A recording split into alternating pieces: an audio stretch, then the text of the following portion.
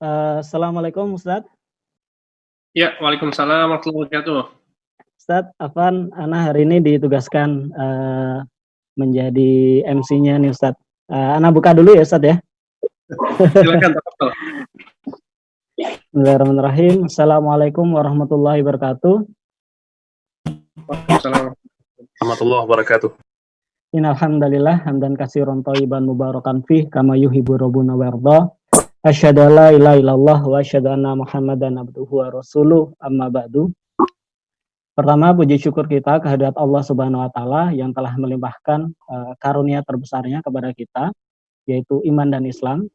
Dan sampai saat ini kita juga diberi kesehatan sehingga kita bisa hadir dalam majelis yang mulia ini insyaallah dalam keadaan sehat walafiat.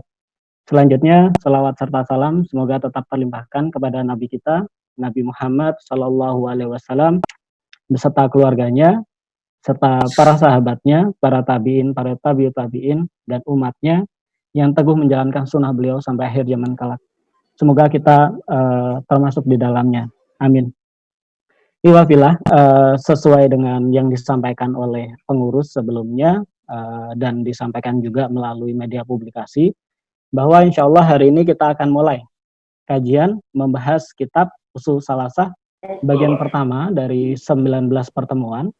Insya Allah tema yang akan dibawakan hari ini adalah berilmu sebelum berucap dan berbuat.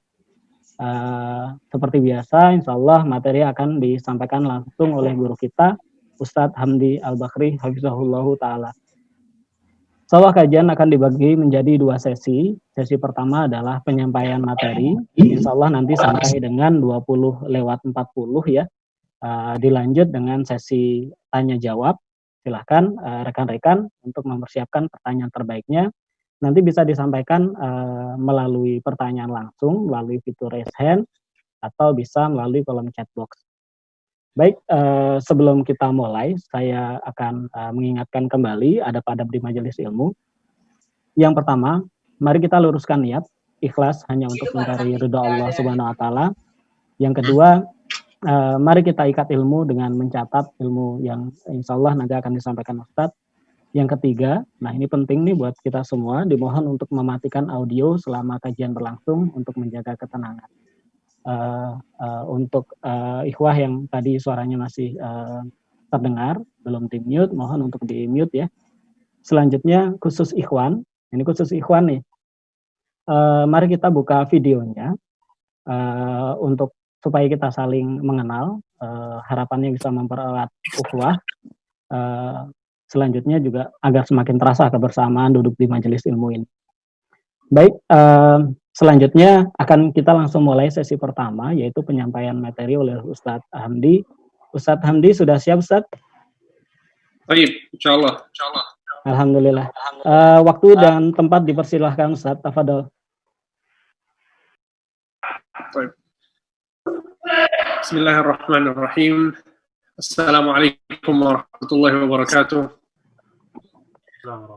Alhamdulillah. Wassalatu wassalamu ala rasulillah wa ala alihi wa ashabihi wa mawalah wa la hawla wa la quwata illa billah amma ba'd. Para hadirin dan hadirat yang dimuliakan Allah Subhanahu wa taala, pertama-tama kita bersyukur kepada Allah yang telah memberikan kepada kita semua banyak kenikmatan sehingga pada kesempatan kali ini kita bisa berkumpul bersama dalam rangka beribadah kepada Allah Subhanahu wa taala dengan menuntut ilmu. Rasulullah sallallahu alaihi wasallam bersabda, "Man salaka tariqan yaltamisu fihi ilman, sahhalallahu lahu bihi tariqan ilal jannah." Barang siapa yang meniti suatu jalan dalam rangka menuntut ilmu, maka sesungguhnya Allah Subhanahu wa taala akan memudahkan jalannya menuju surga. Ibnu Qayyim al-Jauziyah mengatakan bahwa hadis ini adalah dalil yang menjelaskan bahwa menuntut ilmu adalah cara yang paling mudah untuk mendapatkan surga. Sehingga hal pertama yang ingin Anda sampaikan kepada antum semua adalah bahwa kita sekarang berkumpul di sini sedang beribadah kepada Allah Subhanahu wa taala. Jadi ikhlaskan niat kita dan kita berdoa kepada Allah Subhanahu wa taala semoga Allah Subhanahu wa taala mengganjar dengan ganjaran terbaik untuk kita semua. Amin ya rabbal alamin.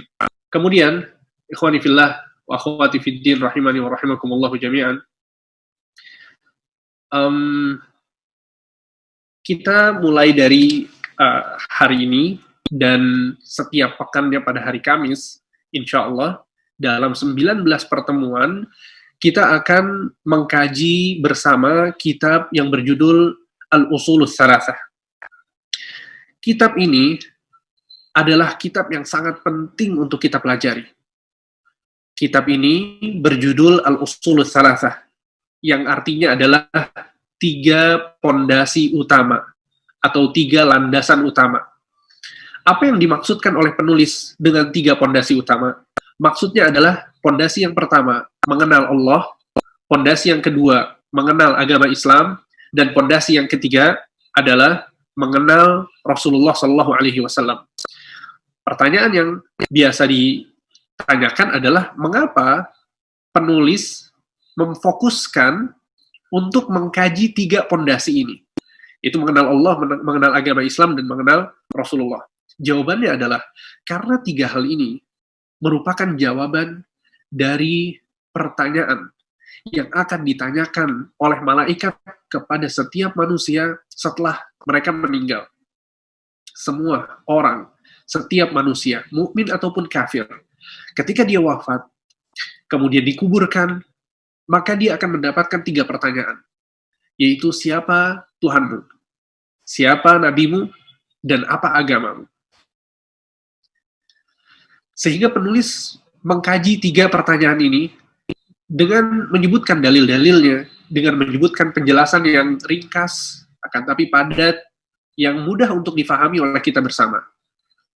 Kalau kita dalam ujian dunia, ketika kita masih kuliah misalnya, atau ketika kita masih SMA atau SMP, ketika kita masih di bangku sekolah, coba bayangkan bagaimana kita bersusah payah belajar dalam 1 semester, bulan pertama, bulan kedua, bulan ketiga, itu semua kita pelajari untuk apa? Agar kita bisa menjawab pertanyaan-pertanyaan di ujian nanti akhir semester. Itu effort yang kita keluarkan luar biasa. Kita belajar, kita menghafal, kita memahami.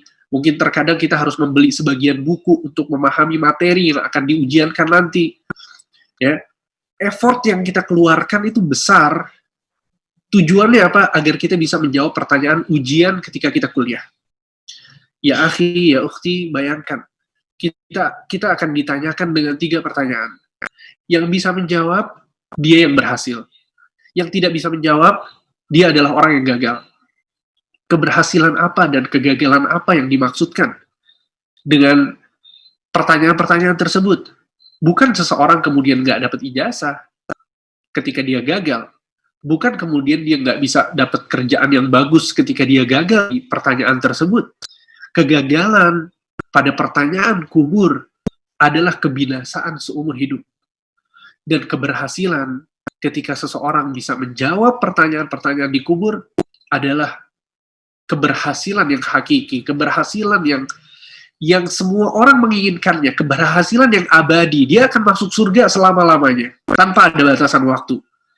Maka hal yang paling pertama yang harus kita lakukan agar kita bisa menjawab pertanyaan kubur adalah dengan mempelajari pertanyaan tersebut. Ada apa di balik siapa Tuhanmu? Ada apa di balik siapa nabimu? Ada apa di balik apa agamamu? Apa urgensi dari 3 hal tersebut? Itu yang akan kita pelajari secara detail dalam kitab ini. Sehingga hal yang wajib kita lakukan untuk menjawab pertanyaan tersebut adalah yang pertama, kita harus berilmu. Kita harus tahu, kita harus mempelajari siapa itu Allah, apa hak-hak Allah yang harus kita penuhi, apa sifat-sifat Allah, apa yang Allah Subhanahu wa Ta'ala lakukan kepada hamba-hambanya yang berbuat baik, apa yang Allah Subhanahu wa Ta'ala lakukan untuk hamba-hamba yang berbuat buruk. Kita pelajari, kita mengenal tentang Allah Subhanahu wa Ta'ala. Kemudian juga Rasulullah SAW. Kenapa kok sosok Nabi Muhammad itu dijadikan pertanyaan penentu keberhasilan atau kegagalan seseorang di akhirat? Ini sosok yang nggak mungkin remeh ya kawan. Ini sosok yang luar biasa. Apa di balik Nabi Muhammad SAW? Apa yang dia usung? Apa yang dia dakwahkan? dalam kehidupan Nabi Shallallahu Alaihi Wasallam apa saja nilai-nilai yang selalu diajak oleh Nabi SAW agar kita mengikutinya. Itu juga akan kita pelajari. Kemudian yang ketiga adalah tentang mengenal agama Islam. Karena ini juga salah satu pertanyaan yang akan ditanyakan. Apa agamamu? Sepenting apa agama untuk diri kita? Sepenting apa Islam untuk keselamatan kita di akhirat? Itu semua akan kita kaji dalam kitab ini.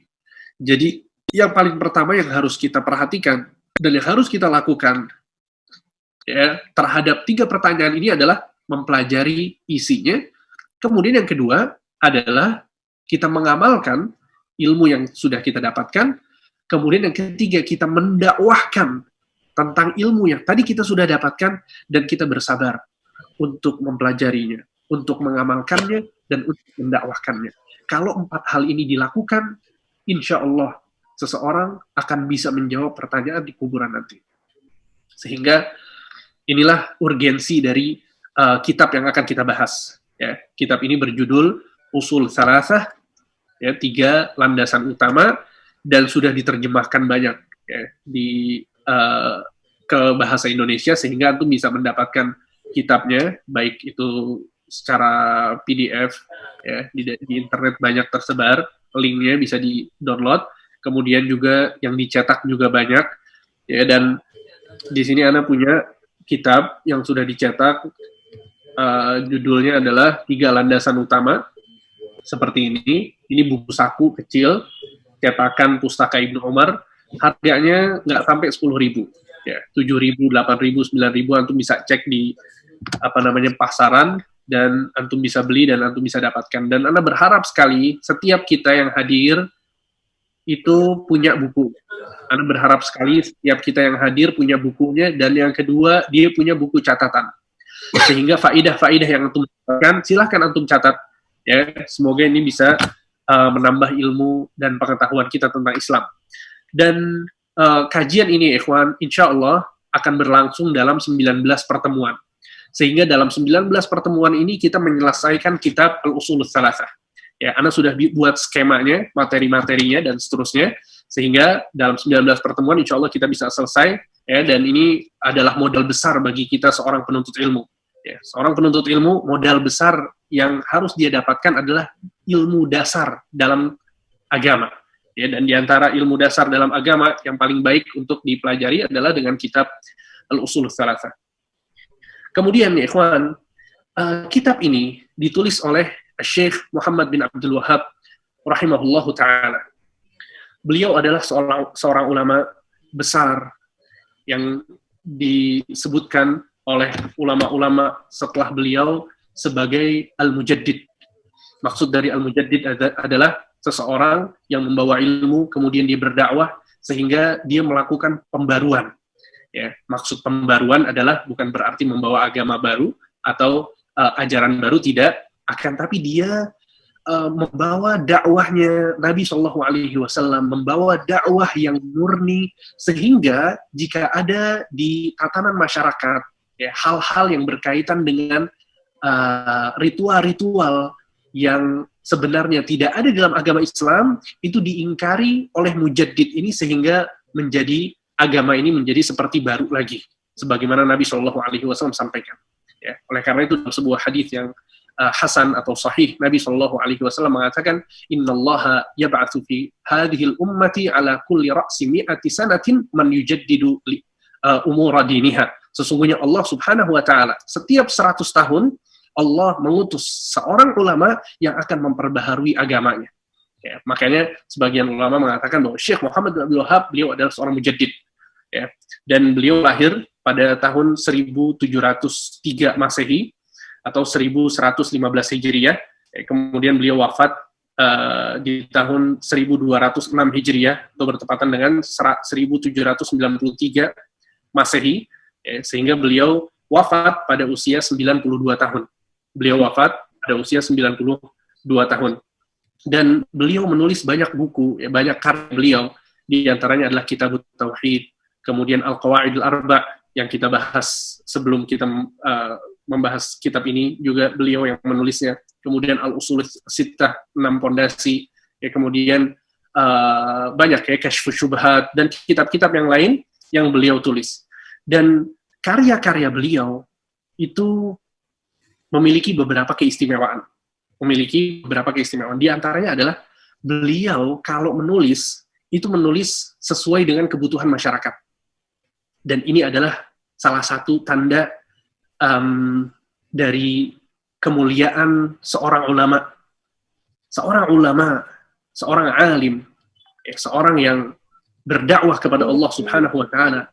Dia menulis bukan untuk memperbanyak karyanya, bukan untuk menjadikan dia orang tersohor dengan tulisan-tulisan yang banyak. Bukan itu tujuan. Tapi dia melihat apa kebutuhan masyarakat saat ini, dia menulis tentang hal itu agar masyarakat bisa mendapatkan manfaat. Nah, ini yang dilakukan oleh Syekh Muhammad bin Abdul Wahab. Oleh karena itu, di dalam kitab ini yang akan kita bahas, kita akan menemukan beberapa keistimewaan.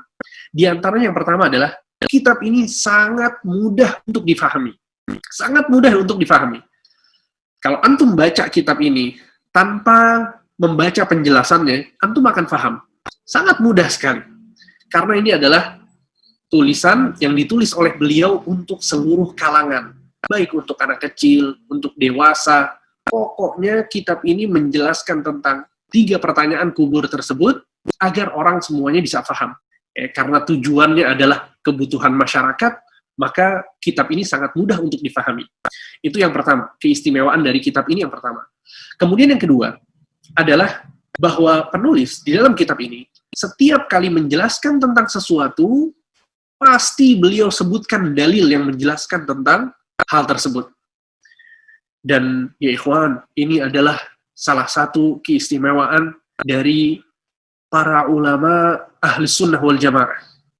Para ulama yang menjunjung tinggi dalil. Para ulama yang menjunjung tinggi Al-Quran, menjunjung tinggi as-sunnah. Mereka ketika mau menjelaskan sesuatu kepada masyarakat, mereka nggak mau katakan bahwa ini adalah ilmu saya, bahwa ini adalah statement saya, bahwa ini adalah quotes yang saya bikin. Enggak, mereka yang terpenting adalah ini yang dikatakan Allah, ini yang dikatakan Rasulullah. Ikuti Allah, ikuti Rasulullah. Dan ini adalah nilai yang sangat penting yang harus difahami oleh seorang yang ingin berdakwah. Ya akhi, kalau kita mau mengajak orang lain kepada kebaikan, coba sertakan dalil. Jelaskan bahwa kebaikan ini dijelaskan oleh Allah Subhanahu wa Ta'ala agar orang yang kita ajak itu semakin tertarik. Kalau kita mau mengajak kepada suatu kebaikan, katakan bahwa Rasulullah Shallallahu Alaihi Wasallam memerintahkan kita untuk melakukannya. Sebutkan hadisnya. Ini akan lebih menenangkan orang yang didakwahi. Ini akan lebih menyejukkan hati orang yang kita ajak. Berbeda dengan orang yang mengajak orang lain kepada kebaikan, tapi dia tidak menyebutkan ayat, tidak menyebutkan hadis, ya. Maka tentu ini adalah salah satu dari bentuk perhatian beliau terhadap dalil, yaitu dalam kitab ini beliau menyebutkan masalah-masalah agama dengan menyertakan dalil. Ini keistimewaan yang kedua dari kitab ini. Kemudian keistimewaan yang ketiga adalah beliau dalam kitab ini mengumpulkan beberapa permasalahan dengan menyebutkan poin-poin. Dan ini sangat ini salah satu metode yang sangat memudahkan kita ketika kita belajar. Yang nanti akan kita lihat bagaimana penulis mengatakan, ketahuilah bahwa ada 4 perkara yang wajib dipelajari. Kemudian beliau nanti mengatakan, ketahuilah ada 3 perkara yang wajib untuk diamalkan. Ya, padahal perkara yang wajib diketahui bukan cuma 4, ada banyak sekali perkara agama. Ya, padahal perkara yang wajib kita amalkan bukan hanya 3, tapi ada banyak sekali. Tapi beliau menyebutkan ya beberapa poin seperti itu bertahap, sehingga maksudnya adalah untuk memudahkan kita agar kita bisa memahami apa yang beliau sampaikan. Kemudian, keistimewaan dari kitab ini yang keempat adalah penulis sering sekali menyebutkan doa untuk para pembaca dan penuntut ilmu. Ya, sering sekali menyebutkan doa untuk para pembaca dan penuntut ilmu. Ya, kita akan lihat nanti bagaimana beliau mengatakan, "I'lam rahimakallah," ketahuilah semoga Allah merahmatimu. Ya, "I'lam arsyadakallahu li ta'atih," ketahuilah semoga Allah memberikan petunjuk kepadamu. Ya, sangat terlihat sekali bagaimana beliau berlemah lembut dalam berdakwah melalui tulisan ini. Ya, sehingga ini adalah beberapa keistimewaan dari kitab yang akan kita bahas. Kemudian, yang ingin Anda sampaikan juga adalah bahwa kitab ini, ikhwan, terbagi menjadi 5 bagian. Kitab ini terbagi menjadi 5 bagian. Ya. Bagian yang pertama adalah penjelasan tentang 4 perkara yang Allah wajibkan bagi setiap manusia, Kemudian, bagian yang kedua adalah penjelasan tentang 3 perkara yang wajib dipelajari oleh setiap muslim dan muslimah. Kalau yang pertama tadi 4 perkara, kalau yang kedua adalah 3 perkara yang wajib dipelajari oleh setiap muslim dan muslimah. Kemudian yang ketiga, bagian yang ketiga dari kitab ini adalah penjelasan tentang Al-Hanifiyah. Penjelasan tentang Al-Hanifiyah. Apa itu Al-Hanifiyah? Maksudnya adalah pentingnya tauhid dan bahaya syirik. Nanti akan kita sebutkan di kajian yang berkaitan dengan hal tersebut. Ya, jadi bagian yang pertama adalah penjelasan tentang 4 perkara, kemudian yang kedua penjelasan tentang 3 perkara, dan yang ketiga adalah penjelasan tentang Al-Hanifiyah. 3 bagian ini merupakan muqaddimah, pendahuluan. Bagian yang keempat adalah 3 landasan utama dalam beragama. Jadi bagian keempat ini inti dan isi dari kitab ini, yaitu penjelasan tentang mengenal Allah, penjelasan tentang mengenal agama Islam, dan penjelasan tentang mengenal Nabi Muhammad SAW. Ya, jadi tadi ada bagian 1, 2, 3 itu masuk ke pendahuluan atau muqaddimah. Kemudian bagian yang keempat itu adalah isi atau inti dari kitab, itu penjelasan tentang 3 pondasi utama, usul salasah. Kemudian yang kelima, yang terakhir adalah penutup. Ya, khatimah, penutup. Beliau menyebutkan hal-hal yang berkaitan dengan hari kebangkitan. Kemudian beliau juga menyebutkan tentang masalah taghut, ya, apa saja macam-macamnya, bagaimana bahayanya, dan seterusnya, dan seterusnya. Intinya, kitab ini terbagi menjadi 5 bagian. Bagian yang pertama, penjelasan tentang 4 perkara. Bagian kedua, penjelasan tentang 3 perkara. Bagian yang ketiga adalah penjelasan tentang Al-Hanifiyah, dan 3 bagian ini merupakan pendahuluan atau muqaddimah. Kemudian, bagian yang keempat adalah isi atau inti dari kitab ini, yaitu penjelasan tentang 3 landasan utama, usul salasah, dan yang kelima adalah penutup atau khatimah. Sehingga, itu tadi yang ingin Anda sampaikan sebagai muqaddimah sebelum kita masuk ke kitab ini, agar kita punya gambaran apa yang akan kita pelajari ke depannya. Dan kita akan masuk ke apa yang dituliskan oleh penulis di sini. Beliau mengatakan di awal kitab ini, beliau mengatakan Bismillahirrahmanirrahim. Beliau memulai kitab ini dengan Bismillahirrahmanirrahim. Ketika beliau memulai kitab ini dengan menuliskan Bismillahirrahmanirrahim, maka ketahuilah bahwa beliau mengikuti Al-Quran dan As-Sunnah. Mengapa demikian? Karena di dalam Al-Quran, Allah Subhanahu wa Ta'ala memulai kitabnya dengan apa? Dengan Bismillahirrahmanirrahim. Kemudian Rasulullah SAW, ketika beliau menuliskan surat kepada raja-raja Romawi, raja-raja Persia, ya, kepada orang-orang yang tersohor, Nabi SAW senantiasa memulai suratnya dengan menuliskan Bismillahirrahmanirrahim. Ya, sehingga ini adalah kebiasaan Rasul SAW ketika menuliskan surat-surat. Dan juga ini adalah yang dilakukan oleh Allah Subhanahu wa Ta'ala di dalam Al-Quran. Sehingga di antara sunnah, ketika seseorang memulai untuk menulis suatu karya, maka alangkah baiknya dia memulai dengan menuliskan Bismillahirrahmanirrahim, sebagaimana ini yang dituliskan di dalam Al-Quran dan yang Nabi Muhammad SAW tuliskan di dalam sunnah-sunnahnya. Dan Bismillahirrahmanirrahim maksudnya adalah, arti dalam bahasa Indonesia kita biasa menyebutnya dengan nama Allah yang Maha Pengasih lagi Maha Penyayang. Itu yang biasa kita pahami. Tapi apa maksud dari Bismillah? Ba di dalam Bismillah itu berarti lil isti'anah, untuk meminta pertolongan. Ya. Ini penting untuk kita pahami. Kita sering mengucapkan Bismillah, tapi apa maksudnya dengan nama Allah? Kita ketika pakai pakaian, disunahkan untuk mengucapkan Bismillah. Apa maksud dari bismillah? Maka maksudnya adalah bismillah itu kita meminta pertolongan dengan nama Allah. Allah adalah nama yang paling agung. Allah adalah Tuhan kita. Allah subhanahu wa ta'ala memiliki nama yang sangat banyak. Ar-Rahman, Ar-Rahim, Al-Ghafur, Al-Latif, Al-Khabir, Al-Alim. Itu adalah nama-nama Allah. Dan nama yang paling besar, yang paling agung, yang paling mulia, yang Allah miliki dari sekian banyak nama adalah nama Allah. Oleh karena itu kita katakan Ar-Rahman adalah nama Allah. Ar-Rahim adalah nama Allah. Al-Latif adalah nama Allah. Tapi kita tidak mengatakan Allah adalah namanya Ar-Rahman. Paham ya?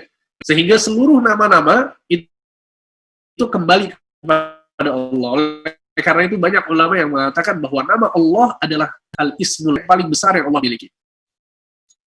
Sehingga bismillah ini satu hal yang besar, satu amalan yang besar. Oleh karena itu Rasulullah SAW mengajarkan kita untuk meminta pertolongan dengan nama Allah ini di banyak kegiatan. Sangat banyak kegiatan yang Nabi SAW mengajarkan kita untuk menyebutkan nama Allah. Ketika kita keluar rumah, apa yang kita ucapkan? Bismillahi tawakkaltu ala Allah, la hawla wa la quwata illa billah. Dimulai dengan billah. Ketika kita masuk rumah, apa yang kita ucapkan? Bismillahi walajna, wa bismillahi kharajna, wa ala Allahi tawakkalna. Bismillah, dengan nama Allah. Ketika kita masuk kamar mandi, apa yang kita ucapkan? Bismillah, Allahumma inni a'udzubika minal khubuthi wal khaba'ith. Ya, ketika kita mau makan, kita ucapkan bismillah. Ketika kita pakai pakaian, kita ucapkan bismillah. Melepas pakaian, bismillah. Semuanya serba bismillah. Dan di dalam Al-Quran, tidaklah ada satu surat pun kecuali dimulai dengan bismillah. Bismillahirrahmanirrahim. Ya, kecuali surat At-Taubah atau surat Al-Bara'ah. Dengan alasan-alasan yang disebutkan oleh para ulama. Sehingga maksudnya adalah bismillahirrahmanirrahim adalah bentuk dari meminta tolong kepada Allah Subhanahu wa ta'ala dengan menyebutkan nama Allah yang paling besar, yang paling agung. Dan ini yang dilakukan oleh penulis sebelum beliau masuk ke dalam tulisan beliau. Kemudian beliau mengatakan, "I'lam rahimakallah annahu yajibu alaina ta'allumu arba'i masail." Ketahuilah, semoga Allah merahmatimu, bahwasanya diwajibkan bagi kita mempelajari 4 perkara. Kemudian beliau mengatakan, yang pertama adalah ilmu. Al-ula al-ilm, wa huwa ma'rifatullah, wa ma'rifatu nabiyhi, wa ma'rifatu dinil islami bil adillah. Yang pertama adalah ilmu, yaitu pengetahuan tentang Allah, Nabi, dan agamanya, beserta dalil-dalil yang menjelaskannya. Kemudian kata beliau, kedua adalah mengamalkannya. Ketiga adalah mendakwahkannya. Keempat adalah sabar atas kesulitan yang terdapat padanya. Dalilnya adalah firman Allah, "Wal 'asri innal insana lafi khusrin illa alladziina aamanu wa 'amilus shalihati wa tawasaw bil haqqi wa tawasaw bis sabr." Demi masa, sesungguhnya manusia itu benar-benar dalam kerugian, kecuali orang-orang yang beriman, mengerjakan amal soleh, serta saling menasehati dalam kebenaran dan saling menasehati dalam kesabaran. Imam Syafi'i rahimahullah berkata, jika Allah tidak menurunkan hujjah kepada makhluknya kecuali hanya surat ini, sungguh cukup itu menjadi hujjah bagi mereka. Imam Bukhari rahimahullah berkata, bab al-ilmu qabla al-qawli wal-amal. Bab ilmu sebelum berkata dan beramal. Dalilnya adalah firman Allah, fa'lam annahu la ilaha illallah wastaghfir li dzambik. Ketahuilah bahwa tiada Tuhan yang berhak disembah kecuali Allah, dan mohonlah ampunan bagi dosa-dosamu. Sehingga ini adalah bagian pertama dari kitab Usul Salasah, yaitu penjelasan tentang 4 perkara. Kita lihat di sini. Penulis mengatakan, ketahuilah semoga Allah merahmatimu, bahwasanya diwajibkan bagi kita mempelajari 4 perkara. Kita lihat bagaimana penulis memulai tulisan ini dengan menyebutkan satu doa untuk kita. Menyebutkan satu doa untuk pembaca. Menyebutkan satu doa untuk para penuntut ilmu. Beliau mengatakan, i'lam rahimakallah. Ketahuilah semoga Allah merahmatimu. Dan ini adalah menunjukkan kelemah lembutan beliau dalam berdakwah, kelemah lembutan beliau dalam menyampaikan ilmu. Ya akhi, di dalam berdakwah kita harus menggunakan cara dengan lemah lembut. Ya akhi, dakwah ini adalah satu hal yang penting, satu hal yang krusial, satu hal yang wajib untuk dilakukan. Dan dakwah ini satu hal yang merupakan bentuk penyajian Al-Quran dan Sunnah, bentuk penyajian agama. Maka betapa eloknya ketika kita menggunakan kata-kata yang lembut, metode yang lembut, maka kelemah lembutan di dalam dakwah adalah suatu keharusan. Oleh karena itu Rasulullah SAW bersabda, "Rifqu la yakunu fi syai'in illa zanah, wa la yunza'u an syai'in illa syanah." Sesungguhnya kelemah lembutan jika diletakkan pada sesuatu tersebut akan terlihat indah. Dan sesuatu jika dicabut darinya kelemah lembutan, sesuatu tersebut akan terlihat buruk. Dan ini sangat zahir, sangat terlihat.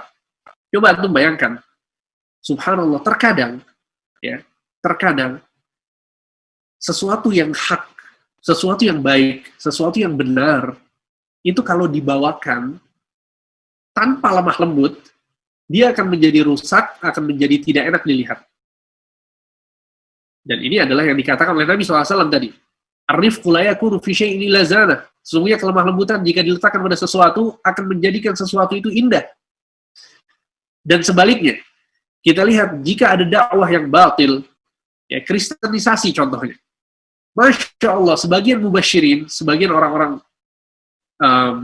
yang mengajak kepada agama-agama kekufuran ini, ya, terkadang mereka datang ke kampung-kampung, ya, mendata penduduk yang ada di sana, kemudian masuk ke rumah mereka satu persatu, melihat keadaan mereka, dikasih Indomie, dikasih beras, dikasih makanan-makanan, kemudian jika ada anggota keluarga yang sakit, ya, dikasih biaya untuk berobat, kemudian dikasih biaya untuk sekolah dan lain sebagainya. Mereka betul-betul menunjukkan kelemah lembutan mereka. Sehingga wal'iyadzubillah, ada orang-orang yang tertipu. Kemudian dakwah mereka. Dan ini adalah arti dari sabda Nabi SAW yang tadi Anda sebutkan. Ar-rifqu la yakunu fi syai'in illa zanah. Kelemah lembutan, kalau diletakkan pada sesuatu, itu akan menjadikannya indah. Dan sebaliknya, kalau dicabut akan menjadi buruk. Dan terkadang kita, Masya Allah, yang kita sampaikan adalah Al-Quran, yang kita sampaikan adalah As-Sunnah. Tapi terkadang karena kita kurang lembut, mungkin itu bisa menjadi berubah. Ya, orang jadi memandangnya buruk. Ya, maka ini adalah satu hal yang penting untuk diperhatikan. Lihat, Syekh Muhammad bin Abdul Wahab adalah orang yang paling memiliki sifat lemah lembut. Di kitab-kitab beliau sangat full, penuh tentang doa-doa untuk orang-orang yang membaca. Ya, contohnya ini, ya Allah rahimakallah, ketahuilah semoga Allah merahmatimu. Ada doa di sana. Ya, dalam hadis lain Nabi SAW mengatakan, Innallaha rafiq, yuhibbur rifqa. Sesungguhnya Allah ini maha lembut dan mencintai kelembutan. Wa yu'ti 'ala rifqi ma la yu'ti 'ala al-'unf. Dan Allah memberikan kebaikan kepada orang yang berlemah lembut, dan Allah tidak memberikan kebaikan kepada orang-orang yang berbuat kasar. Ya. Bahkan dalam hadis lain Nabi SAW mengatakan, man yuhramur rifqu yuhramul khairu kulluh. Barang siapa yang terhalang untuk menjadi lemah lembut, maka dia akan terhalang dari kebaikan seluruhnya. Ya, sehingga ini adalah salah satu bentuk kelemah lembutan beliau dalam berdakwah. Dan dalam sebuah hadis, ya, Nabi SAW mengatakan, Ar-Rahimuna yarhamukumur Rahman, irhamu man fil ardi, yarhamkum man fis sama. Ar-Rahimun yarhamuhumur Rahman. Orang-orang yang berkasih sayang, yang berlemah lembut, itu akan diberikan kasih sayang oleh Allah Subhanahu wa Ta'ala. Irhamu man fil ardi, yarhamkum man fis sama. Berikanlah kasih sayang kalian, kelemah lembutan kalian kepada penduduk bumi, maka kalian akan mendapatkan rahmat dan kasih sayang dari zat yang ada di atas langit. Ya. Dan para ulama menyebutkan di antara rahmat, bentuk kasih sayang, bentuk lemah lembutan dari seseorang kepada orang lain adalah ketika dia mau mengajarkan ilmu kepada orang lain tersebut. Ya. A'zamur rahmah, ya, badlul ilm. Rahmat yang paling utama, rahmat yang paling mulia adalah ketika seorang itu mengajarkan ilmu kepada orang lain. Ya. Kemudian ikhwan, penulis mengatakan, ketika beliau mengatakan, ketahuilah semoga Allah merahmatimu, bahwasanya diwajibkan bagi kita mempelajari 4 perkara. Beliau mengatakan, yang pertama, 4 perkara yang diwajibkan kepada kita semua ini, yang pertama adalah ilmu, yaitu pengetahuan tentang Allah, tentang nabinya, dan tentang agamanya, beserta dalil-dalil yang menjelaskannya. Ini adalah hakikat ilmu. Beliau ketika menyebutkan ilmu, beliau menjelaskan, apa itu ilmu? Apa hakikat dari ilmu? Beliau mengatakan, yaitu pengetahuan tentang Allah, pengetahuan tentang Nabi Muhammad, dan pengetahuan tentang agama. Ini adalah ilmu yang benar. Ini adalah hakikat ilmu yang Allah Subhanahu wa Ta'ala anjurkan kita untuk mempelajarinya. Akan tapi bukan cuma sekedar ilmu tentang Allah, Nabi-Nya, dan agamanya, tapi beliau mengatakan beserta dalil-dalil yang menjelaskan. Ya, sehingga sangat penting sekali ketika seseorang itu mempelajari ilmu tentang Allah, tentang Nabi Muhammad, tentang agama Islam, dan memperhatikan sumber dari ilmu yang kita pelajari. Ya, sumbernya dari mana? Ya. Sehingga sumbernya itu harus dari Al-Quran dan As-Sunnah. Tidak boleh dari sumber yang lain. Karena tidak ada penjelasan yang lebih baik daripada Al-Quran. Tidak ada penjelasan yang lebih baik daripada Sunnah Nabi Muhammad SAW, apalagi jika berkaitan dengan agama Islam. Baik. Kemudian,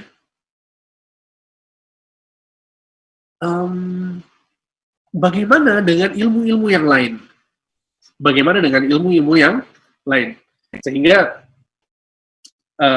di sini perlu Anda jelaskan ya, tentang klasifikasi ilmu dan pembagian ilmu itu sendiri. Ilmu, ya ikhwan, itu terbagi menjadi 2 macam. Yang pertama adalah ilmu agama, ya ilmu syar'i, dan yang kedua adalah ilmu yang berkaitan dengan dunia. Ilmu-ilmu pengetahuan yang berkaitan dengan dunia. Baik itu ilmu kedokteran, ilmu sains, ya, atau ilmu-ilmu yang lain. Maka ilmu syar'i, ya ikhwan dan akhwat, ya, ilmu syar'i itu terbagi menjadi 2. Ilmu syar'i itu terbagi menjadi 2. Yang pertama adalah ilmu syar'i yang hukumnya wajib, dan yang kedua adalah ilmu syar'i yang hukumnya adalah sunnah. Ilmu syar'i yang hukumnya wajib dan ilmu syar'i yang hukumnya sunnah. Kapan ilmu syar'i itu menjadi wajib? Ilmu syar'i menjadi wajib bagi kita ketika ilmu tersebut berkaitan dengan amalan yang akan kita lakukan. Ilmu syar'i yang wajib adalah ilmu tentang amalan yang akan kita lakukan. Kalau kita mau melakukan suatu amalan, maka kita wajib untuk mempelajari ilmu yang akan kita lakukan tersebut. Contohnya adalah seperti sholat 5 waktu. Kita semua diwajibkan oleh Allah Subhanahu wa Ta'ala untuk melaksanakan sholat dalam 1 hari 1 malam 5 kali. Kita sholat subuh, sholat zuhur, sholat asar, sholat maghrib, sholat isya.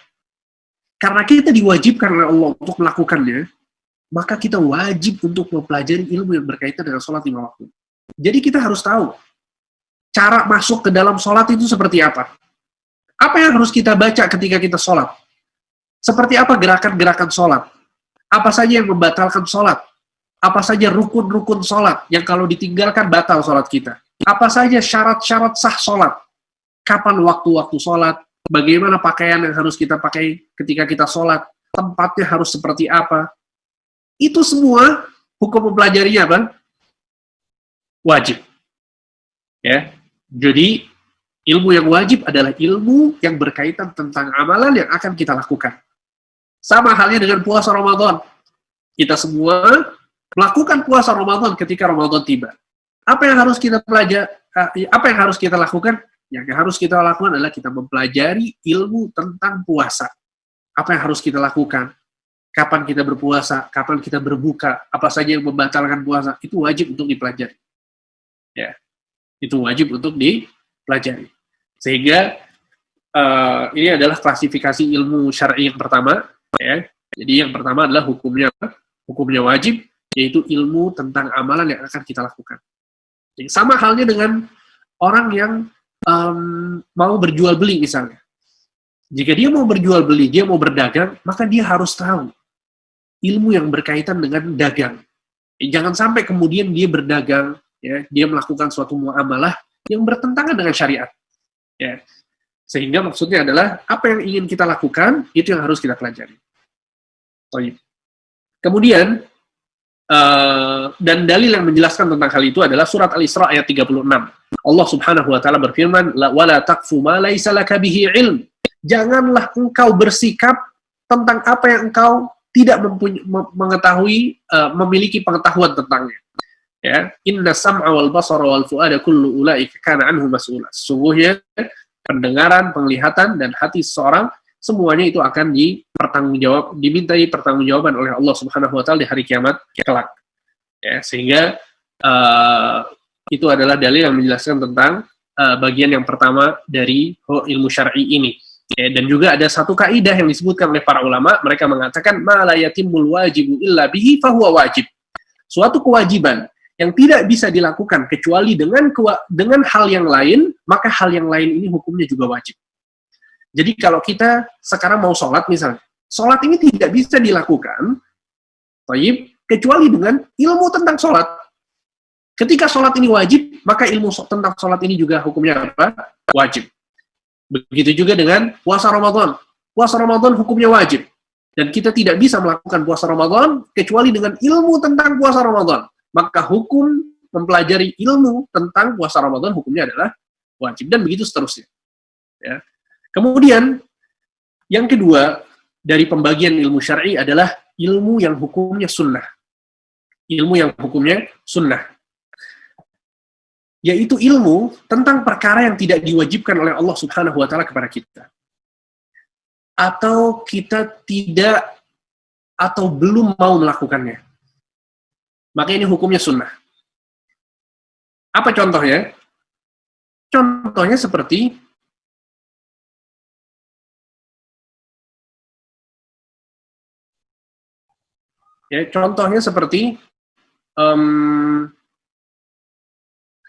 seperti zakat untuk orang yang fakir atau miskin. Zakat untuk orang yang fakir atau miskin. Dia tidak diwajibkan zakat oleh Allah Subhanahu wa taala. Sehingga menuntut ilmu atau mempelajari tentang hukum-hukum zakat bagi orang yang fakir, hukumnya adalah sunnah, tidak wajib. Berbeda halnya dengan orang yang sudah wajib zakat untuk menunaikan zakat. Orang yang punya uang, punya harta yang mencapai nisab, ya.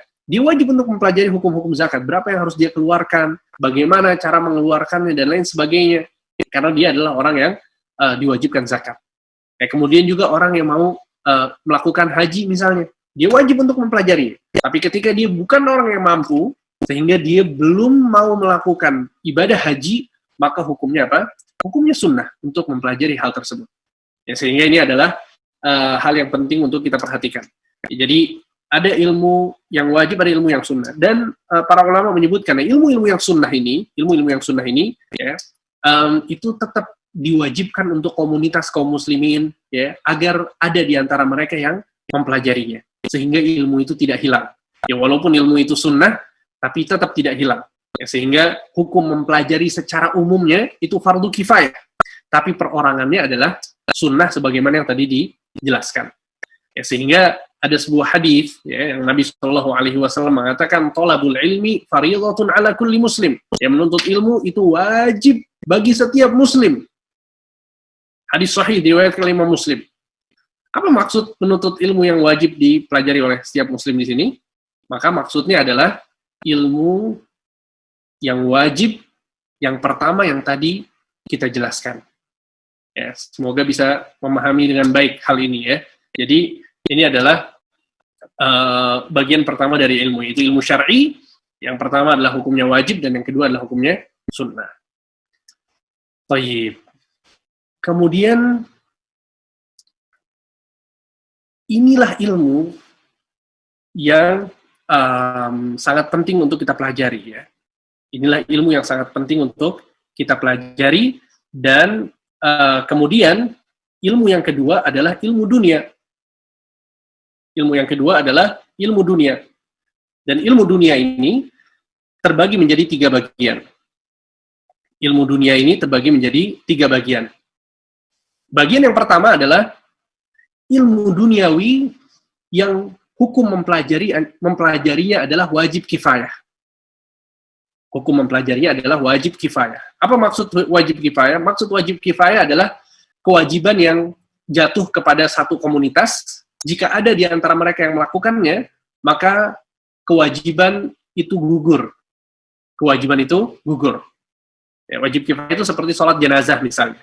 Ya, ketika ada seorang muslim yang meninggal, maka diwajibkan untuk satu komunitas untuk menyolati jenazah ini. Kalau sudah ada yang menyolati, maka kewajiban itu gugur. Itu namanya wajib kifayah. Beda dengan wajib ain. Wajib ain itu kewajiban yang jatuh kepada setiap perorangan. Seperti sholat 5 waktu. Sholat 5 waktu diwajibkan oleh setiap orang. Ketika seseorang tidak melakukannya, maka dia berdosa. Ya, tidak bisa digantikan oleh yang lainnya. Beda dengan wajib kifayah. Jadi, ilmu dunia yang pertama adalah ilmu dunia yang hukumnya adalah wajib kifayah. Seperti apa ilmu dunia yang hukumnya wajib kifayah? Ilmu dunia yang hukumnya wajib kifayah adalah ilmu dunia yang berkaitan dengan kemaslahatan umat dalam kehidupan mereka. Ilmu dunia yang berkaitan dengan kemaslahatan umat dalam kehidupan mereka. Contohnya seperti apa? Seperti ilmu kedokteran misalnya. Seperti ilmu kedokteran. Antum bisa bayangkan, kalau kaum muslimin di Indonesia semuanya belajar ilmu syar'i. Kuliahnya semuanya fakultas hadis, fakultas akidah, fakultas fikih. Semuanya pakar dalam agama. Ya, akhi, apalagi sekarang ketika pandemi melanda kita semua, siapa yang harus bekerja? Ya kan? Akhirnya semuanya bikin kajian online kayak gini ya. Al-muhim intinya adalah bahwa kita memerlukan dokter-dokter dari kalangan kaum muslimin. Ya, apalagi keislaman di dalam diri seseorang, itu menjadikan seseorang itu profesional. Ya akhi wallah, ketika kita melihat seorang dokter muslim, kemudian dia menjelaskan kepada kita tentang sakit yang kita idap misalnya, atau keluarga kita, kemudian dia mengatakan bahwa yang terbaik adalah seperti ini, dan seperti ini. Kemudian dia sambil mengatakan, insya Allah disembuhkan oleh Allah, saya akan mengusahakan. Ya akhi, ini lebih menenangkan. Sehingga diperlukan dokter muslim. Apalagi dalam komunitas kaum muslimin sangat diperlukan. Ya, apalagi dalam hal-hal ini gitu ya, seringkali berkaitan dengan ilmu syar'i. Apalagi orang-orang yang sakit itu biasanya butuh ya agar dia itu dihibur dengan kata-kata yang baik, ya, dihibur dengan nasihat-nasihat, ya, dan seterusnya. Dan tidaklah orang-orang yang dan tidak sedikit gitu ya orang-orang yang meninggal dan mereka dalam keadaan di rumah sakit gitu kan, sedang diperiksa oleh dokternya atau dia adalah pasien dari seorang dokter. Coba bayangkan bagaimana pengaruh seorang dokter muslim yang memiliki akidah yang benar ketika dia menghadapi seseorang yang mau meninggal misalnya. Dan Nabi Shallallahu Alaihi Wasallam mengatakan, "Maka akhiru kalamihi la ilaha illallah dakhalal jannah." Barang siapa yang akhir katanya adalah la ilaha illallah, dia pasti masuk surga. Seorang dokter muslim yang memahami hadis ini, yang mengetahui akidah yang benar, dia akan berusaha mentalkin orang pasien yang ada di hadapannya untuk mengucapkan la ilaha illallah. Maksudnya adalah bahwa ilmu dunia yang hukumnya wajib kifayah adalah ilmu dunia yang berkaitan dengan kemaslahatan umat dalam kehidupan mereka. Ya, seperti ilmu kedokteran misalnya. Atau misalnya ilmu tentang alam misalnya.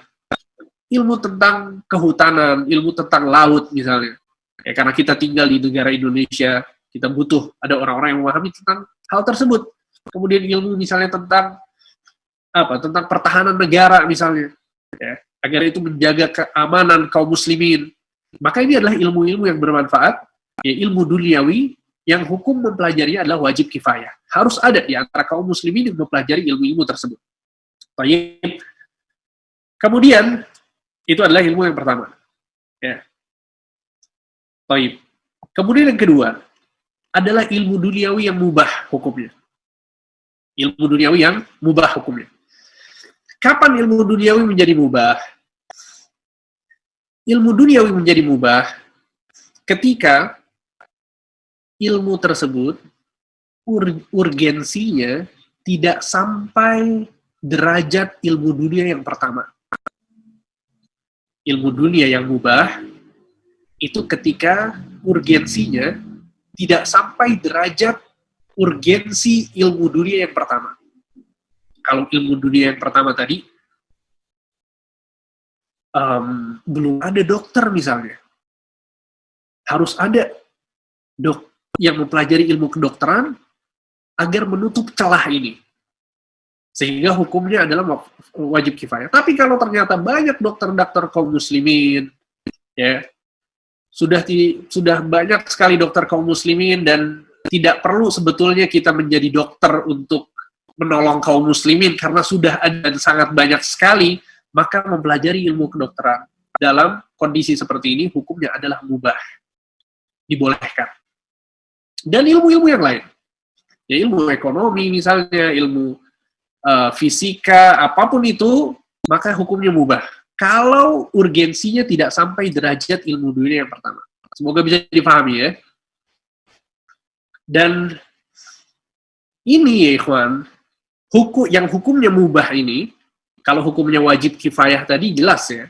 Dia pertama perlu meniatkan dulu ya, meniatkan untuk melindungi kaum muslimin dan lain sebagainya agar dia mendapatkan pahala, karena innamal a'malu binniyat. Pada akhirnya adalah pahala, kewajiban dan lain sebagainya itu berkaitan dengan niat seseorang. Dan kemudian juga ilmu dunia yang mubah ini, walaupun dia mubah, ya, kalau kemudian seseorang mempelajarinya diniatkan sebagai amal soleh, maka dia akan mendapatkan pahala. Ya. Jadi kalau ada di antara antum yang kuliahnya itu kuliah umum, entah apapun itu, kedokteran atau yang lainnya, itu hukumnya mubah. Anak katakan yang pertama. Dan yang kedua, coba lihat niat antum ketika itu belajar itu untuk apa. Atau mungkin di antara kalian masih ada yang masih belajar sekarang, coba lihat ketika kalian belajar itu niatnya untuk apa. Kalau niatnya untuk amal soleh, maka akan dicatat pahala. Tapi kalau bukan amal soleh, ya sudah, pokoknya lagi kuliah aja. Masa lulus SMA nggak kuliah, ya kan? Ya udah, dia nggak akan dapat pahala. Ya, dan itu mubah, dibolehkan. Baik. Dan betapa mulianya seseorang ketika dia kuliah, kemudian dia meniatkan agar saya bisa mendapatkan pekerjaan, agar saya bisa menafkahi keluarga saya, bisa memberikan sebagian harta saya untuk orang tua saya, betapa mulianya orang seperti ini. Ya, sehingga sebetulnya hal ini adalah suatu amalan soleh yang sangat baik. Ya, agar dia bisa menikah misalnya dengan harta yang bisa dia dapat dari pekerjaan, hasil dia bekerja, hasil dia belajar, hasil dia kuliah, maka ini mulia ya. Ya, sehingga Anda sering katakan ya kepada teman-teman yang masih kuliah atau yang mau kuliah umum misalnya, Anda katakan kuliah nggak masalah. Kuliah yang benar, yang bagus, belajar agar dapat ijazah, kemudian bisa daftar di perusahaan-perusahaan yang baik, supaya dapat gaji yang cukup, bisa menafkahkan keluarga, bisa, ya ini mulia. Ini adalah sesuatu yang mulia. Yang Anda katakan yang membedakan adalah niat. Ya kalau dia nggak niat apa-apa, maka hukumnya mubah. Tapi kalau dia niatkan untuk Allah Subhanahu wa Ta'ala, untuk amal soleh, untuk menafkahi keluarga, maka semoga Allah Subhanahu wa Ta'ala memberikan kepadanya pahala. Innamal a'malu binniyat, karena setiap amalan itu tergantung dengan niatnya. Ya, itu adalah ilmu dunia yang mubah. Kemudian yang ketiga adalah ilmu dunia yang hukumnya haram. Nggak boleh kita mempelajarinya. Seperti ilmu, yaitu ilmu yang haram itu ilmu yang mempelajari tentang sesuatu yang diharamkan oleh Allah Subhanahu wa Ta'ala dan Rasul. Ya, sehingga kalau ada hal yang diharamkan oleh Allah, diharamkan oleh Rasulullah, maka kita haram untuk mempelajarinya. Contohnya adalah seperti ilmu sihir misalnya. Sihir adalah kekufuran kepada Allah Subhanahu wa Ta'ala. Dan orang-orang yang belajar ilmu sihir, hukumnya bukan cuma haram, bahkan itu kufur. Dia bisa mengeluarkan seseorang dari agama Islam. Ya, sehingga ini adalah ilmu yang diharamkan. Nggak boleh seseorang mempelajarinya. Kemudian juga ilmu tentang apa misalnya? Ilmu tentang musik misalnya. Dan ini tergantung sebetulnya ya. Tergantung dari apa? Dari hukum musik. Apakah musik itu mubah? Kalau mubah berarti mempelajari ilmu tentang musik apa? Mubah. Kalau sunnah bermusik itu, maka mempelajari ilmu tentang musik apa? Sunnah, dapat pahala antum. Tergantung. Gimana antum memilih yang mana? Musik sunnah, mubah, atau yang haram? Al-muhim ya, Nabi SAW bersabda, la ya'tiyanna aqwamun min ummati yastahilluna al-hira wal harira wal khamra wal ma'azif. Sesungguhnya akan ada dari umatku nanti, kata Nabi, akan ada dari umatku nanti, mereka menghalalkan zina, menghalalkan sutra untuk laki-laki, menghalalkan khamr, dan menghalalkan musik, atau alat musik.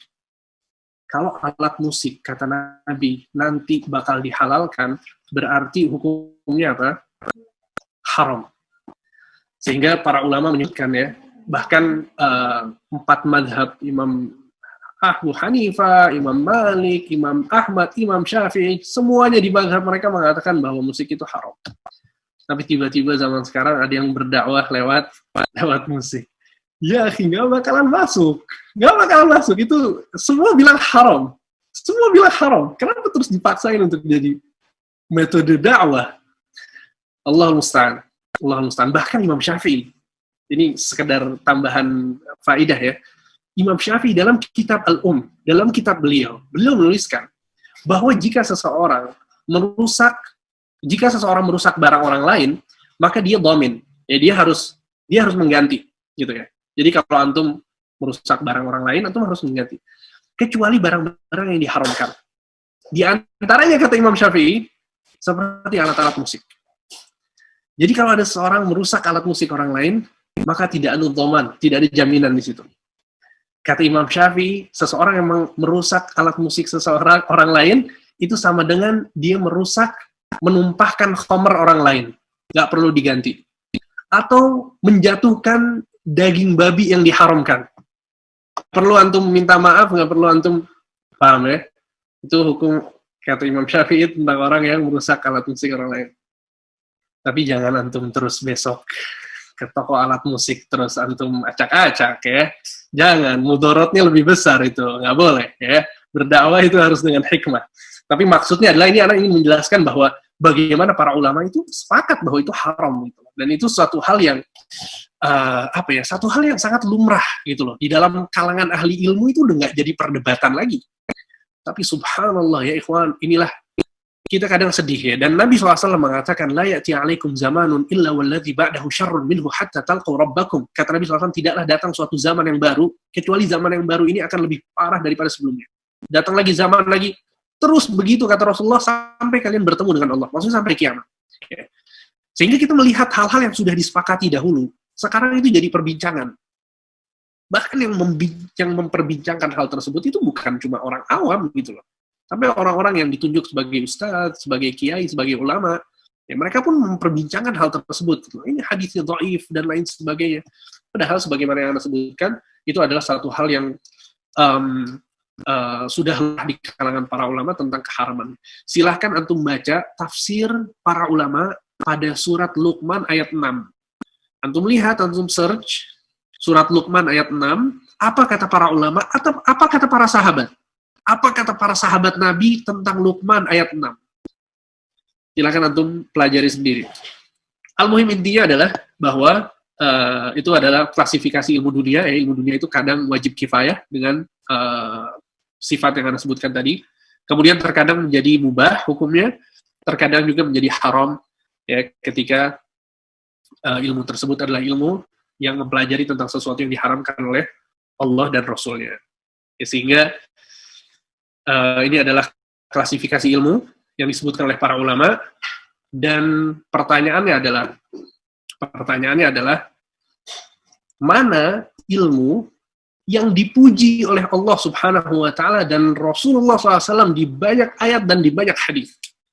Kita sering dengar bahwa menuntut ilmu itu bagaikan jihad di jalan Allah. Kata Rasulullah SAW, man kharaja fi talabil ilmi fahuwa fi sabilillah. Barang siapa yang keluar dari rumahnya untuk menuntut ilmu, maka dia dalam fi sabilillah, dalam jalan Allah.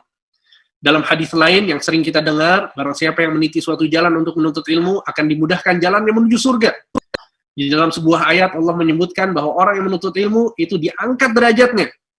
Dan dalil-dalil yang lain yang menunjukkan tentang keagungan ilmu. Pertanyaannya adalah, dalil-dalil tersebut yang menjelaskan tentang kemuliaan ilmu, itu ilmu yang mana? Apakah semuanya diangkat derajatnya sama Allah? Atau hanya ilmu agama saja? Maka yang sahih adalah yang disebutkan oleh para ulama bahwa seluruh dalil yang ada di dalam Al-Quran dan Sunnah yang menjelaskan tentang kemuliaan ilmu, maksudnya adalah ilmu agama. Maksudnya adalah ilmu agama. Jadi minta maaf ya untuk antum-antum kuliah umum. Ya akhi, minta maaf kita. Ya, jadi dan itu tergantung sama niat. Kalau yang ilmu yang antum pelajari adalah mubah, kemudian antum niatkan untuk Allah, semoga dapat pahala. Tapi kemuliaan ilmu yang ada dalam Al-Quran dan Sunnah itu semuanya ilmu agama. Oleh karena itu, Umar bin Abdul Aziz, seorang ulama sekaligus presiden, khalifah kaum muslimin, ya, di zaman Bani Umayyah, beliau mengatakan, kun aliman, jadilah engkau seorang ulama, jadilah engkau orang yang berilmu. Fa'illam tastati' fatalibu ilm. Kalau engkau nggak bisa jadi seorang ulama, jadilah seorang penuntut ilmu. Fa'illam tastati', kalau kamu nggak bisa jadi penuntut ilmu, fa'ahibbahum wa la tubghidhum. Maka cintailah para penuntut ilmu dan jangan engkau membenci mereka.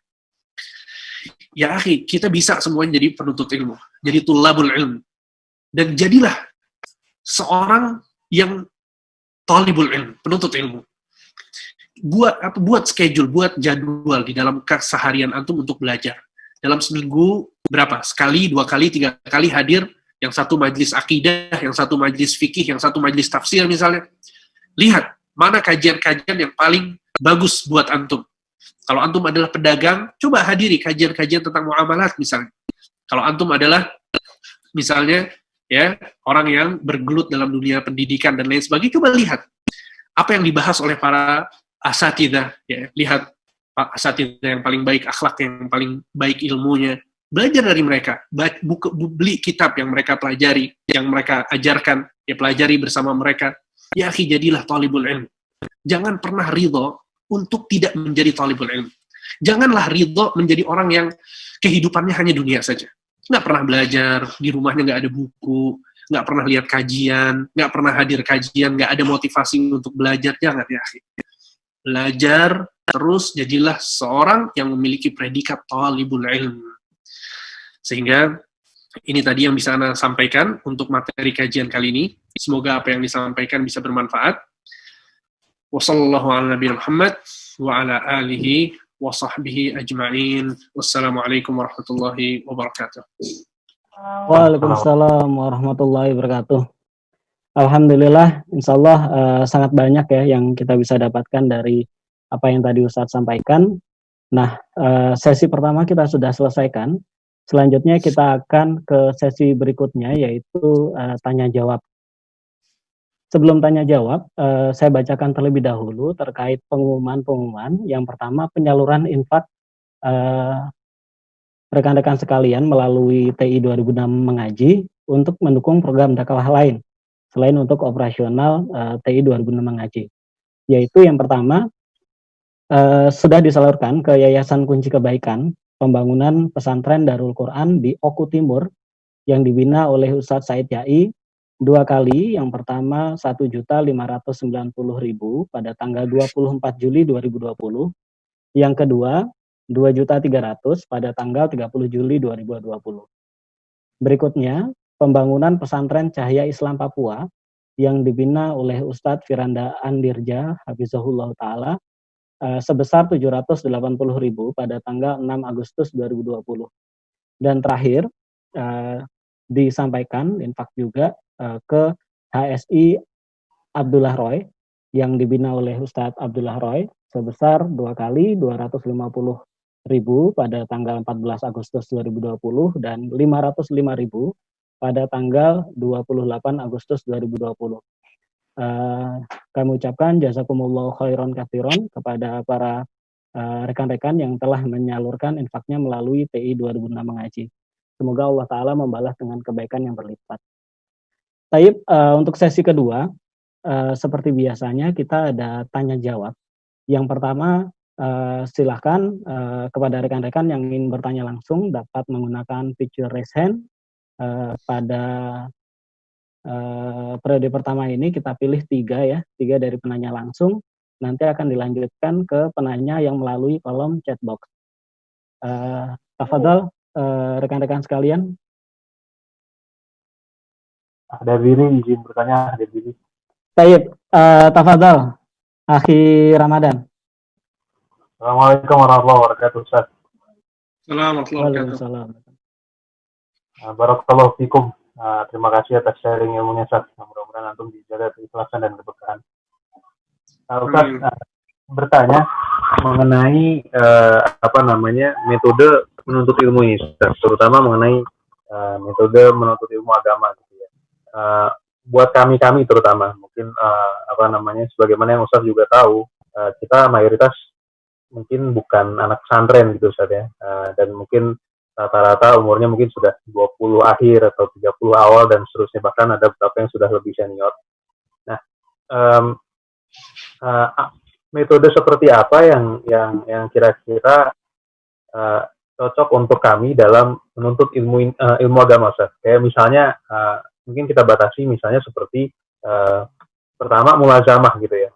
Karena anak pernah dengar misalnya kalau dulu zaman terutama yang kajian-kajian klasik itu bentuknya sampai mulazamah gitu. Nah, ini mulazamah ini seperti apa dan apakah di Indonesia ini ada juga, Ustaz, dan kira-kira ada yang direkomendasikan untuk kami untuk bisa belajar untuk sampai mulazamah.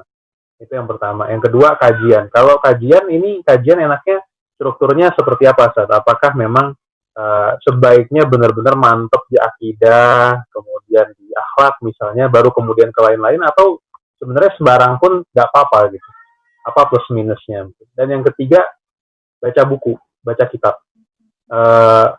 Terutama buat orang-orang yang mungkin bahasa Arabnya tidak bisa atau pas-pasan gitu, Ustaz ya. Seperti apa baca kitab yang dianjurkan gitu? Apa rambu-rambu yang perlu kami pahami supaya kami tidak menjadi salah kaprah dalam baca kitab ini? Apakah baca kitab ini baiknya untuk kitab-kitab yang seperti ini mendingan ikut kajian, tapi untuk kitab yang seperti nggak apa-apa baca sendiri? Nah, itu mungkin rambu-rambunya seperti apa, Ustaz? Syukran, jazakallahu khairan. Baik. Gini, semua orang wajib untuk menuntut ilmu. Semua orang, tanpa terkecuali.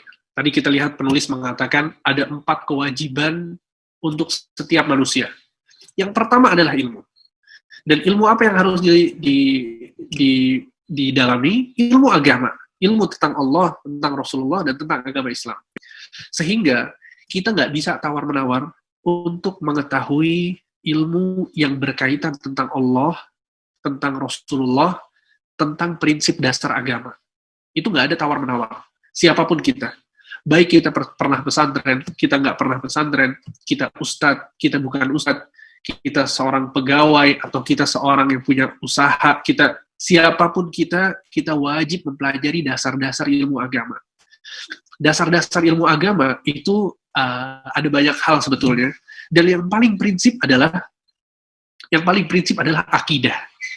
Yang paling prinsip adalah akidah, tentang keyakinan kita tentang Allah. Siapa itu Allah? Apa yang Allah sukai? Apa yang Allah benci? Apa saja sifat-sifat Allah? Apa yang harus kita lakukan di dunia ini untuk Allah?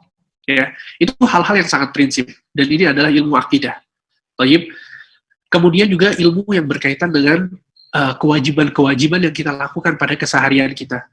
Ya, seperti sholat 5 waktu misalnya, detail sholat, sifat sholat itu seperti apa, itu kita harus belajar. Kita harus belajar ya, tentang masalah bacaan-bacaan sholat, gerakan-gerakan sholat, ya, itu seperti apa, kita wajib untuk mempelajarinya. Jangan sampai tidak. Kemudian tentang puasa Ramadan, ya, maksudnya adalah bahwa ilmu, sebagaimana yang tadi Anda sebutkan, ilmu yang akan kita lakukan, itu wajib kita mempelajarinya. Ya. Itu wajib kita mempelajarinya. Baik. Gimana kita cara mempelajarinya kalau kita adalah bukan orang yang kosong waktu kita, misalnya kita punya kegiatan-kegiatan yang lain. Ya akhi, inilah pentingnya manajemen waktu ya. Maksudnya setiap orang tuh dia harus punya manajemen waktu. Dan Anda nggak bisa memberikan jawaban secara umum, ya karena pasti kita, masing-masing dari kita punya kesibukan masing-masing. Tapi ya akhi, ujung-ujungnya adalah kita ini, gini ya, setiap orang yang disuruh belajar, ketika dia nggak mau belajar, dia bakal bilang sibuk. Dan sibuk itu emang alasan paling enak emang. Sibuk, udah. Itu dalil yang sangat kuat, yang nggak bisa dibantahkan. Ya akhi, Anda sesibuk apa? Kan gitu. Kita bukan presiden. Kalau kita presiden, baru mungkin kita nggak bisa belajar. Bayangkan kita memimpin satu negara yang isinya adalah ratusan juta. Masih mungkin, tapi kita alhamdulillah, kita nggak diberi beban oleh Allah Subhanahu wa Ta'ala dengan beban-beban yang berat. Sehingga Allah Subhanahu wa Ta'ala masih memberikan kepada kita waktu-waktu yang bisa kita gunakan untuk menuntut ilmu. Ya. Jadi setiap orang itu berbeda-beda. Yang paling ideal adalah ketika kita punya guru yang kita datang kepadanya dan kita belajar kepadanya. Itu yang paling ideal. Ya, entah misalnya si Ustadz ini dia punya kajian misalnya di dekat rumah antum.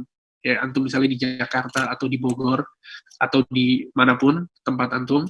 Ya, kemudian ada di daerah antum nggak terlalu jauh ada seorang Ustadz Ahlus Sunnah wal Jamaah. Dia mengagungkan dalil, akidahnya benar, dan akhlaknya baik, jadikan dia guru. Ada beberapa kriteria. Tapi secara umum, ketika dia adalah Ahlus Sunnah wal Jamaah, dia mengagungkan dalil. Ketika ngobrol sama antum, itu antum dijadikan hati antum itu suka sama ayat Al-Quran dan suka sama hadis. Itu diantara ciri-ciri ustadz yang baik untuk dijadikan guru. Ya, bukan perkataan dia, perkataan syekh saya, guru saya seperti ini, kita, masyarakat kita sukanya seperti ini, jadi kita ini lakukan, enggak. Ketika dia menjelaskan kepada antum, ya akhi, Rasulullah itu tidak membolehkan. Ya akhi, Allah Subhanahu wa Ta'ala dalam Al-Quran mengatakan begini, ikuti. Itu diantara tanda-tanda seorang ustadz yang nasih, yang ingin memberikan nasihat yang baik kepada seorang muridnya. Ya, jadi maksudnya adalah, lihat, siapa orang yang bisa antum jadikan sebagai guru, jadikan dia guru. Ya, jadikan dia guru. Dan kriteria yang tadi secara umum Anda sebutkan. Ini yang paling ideal. Ya. Dan yang lebih ideal lagi adalah antum bertanya kepada guru tersebut, Ustadz, ini keadaan saya begini, ilmu saya seperti ini, pengetahuan saya tentang agama seperti ini, saya bagusnya baca kitab apa Ustadz? Ya, nanti Ustadz itu mengarahkan antum. Oh, antum tahu tentang ini, tentang ini, tentang ini. Oh iya, saya pernah ikut kajian seperti ini misalnya. Nanti dikasih kitab yang paling pas untuk kita gitu ya. Ini yang paling ideal. Ya, di bawah bimbingan seorang ustadz. Thayyib. Itu yang pertama. Ya, itu yang pertama. Dan itu yang paling ideal dan seharusnya itu bisa dilakukan. Ya, akhi, kita tinggal di Indonesia, ini ustadz di mana-mana. Alhamdulillah. Banyak orang-orang yang belajar itu banyak. Alhamdulillah. Ada asatidzah yang belajar di Madinahnya 10 tahun, 15 tahun banyak. Ya, sekarang dokter-dokter Masya Allah banyak. Dan mudah untuk ditemui. Mereka ini bukan ustadz-ustadz yang susah untuk ditemui. Mereka di samping-samping rumahnya ada masjid dan mereka sholat 5 waktu gitu loh. Mereka mudah untuk ditemui. Kalau kita betul-betul mau belajar, kita bisa tanya kepada mereka. Ya, al-muhim itu intinya. Harus lewat bimbingan ustadz. Kemudian tadi pertanyaan cara memilih apa yang harus dipelajari ya. Syekh bin Baz ya, Syekh bin Baz pernah ditanya, wahai Syekh, saya orang yang malas baca. Tapi saya pengen belajar, katanya. Saya pengen belajar. Tolong Syekh, kasih saya kitab 1 atau 2, dan saya nggak bakal baca kitab yang lainnya. Itu bayangkan ya, betapa malesnya orang ini, tapi di satu waktu ada kebaikan di hati orang ini, gitu. Dia mau belajar. Ya. Kata Syekh bin Baz, aku wasiatkan kamu baca kitab Tauhid dan kitab Bulughul Maram. Pelajari 2 kitab ini, diulang-ulang terus. Insya Allah cukup, kata beliau. Ya, maksudnya adalah kitab Tauhid itu tentang Tauhid. Ya, tentang Tauhid, tentang kesyirikan, apa aja harus dijauhi, syirik di dalam lafaz, syirik di dalam keyakinan, syirik dalam perbuatan. Ya. Kemudian keyakinan kita tentang Allah, tawakal kepada Allah, itu semuanya Tauhid. Dan Bulughul Maram, itu membahas tentang keseharian kita, dari mulai kitab toharo, bersuci, mandi, wudhu, dan seterusnya, kemudian sholatnya macam-macam, tentang adab-adab ke masjid, tentang sholat istisqa, sholat Jumat, sholat ketika safar, itu dibahas di Bulughul Maram, kemudian zakat, haji, umroh, semuanya, sampai nikah, tolak, sampai yang terakhir ada sekitar 200 hadis itu menjelaskan tentang adab-adab keseharian, tentang nggak boleh berbohong, nggak boleh ghibah, dan lain sebagainya. Jadi kitab Bulughul Maram itu sangat komplit sekali. Jadi maksudnya mungkin jawaban Syekh bin Baz untuk orang itu bisa sedikit mewakili ya, tapi intinya yang paling penting kita harus ada guru yang membimbing kita. Itu yang paling penting ya. Thayyib, semoga bisa terjawab. Barakallahu fikum. Jazakallahu khairan Ustaz. Akhrama gimana? Sudah jelas? Alhamdulillah jelas. Syukran Ustaz.